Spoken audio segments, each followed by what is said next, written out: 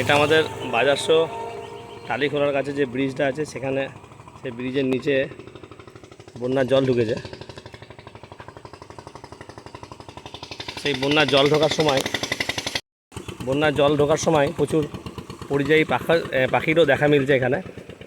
আজকে আমরা প্রচুর সংখ্যায় বক পাখি, গ্লসি আইবিস, তারপরে গ্রে হেডেড লপিং এই পাখিগুলো দেখতে পাচ্ছি। অনেক দিন পরে আমরা এই পরিযায়ী পাখিগুলো দেখা এখানে পেলাম। একসাথে এত গ্লসি আইবিস আমরা কখনো দেখিনি।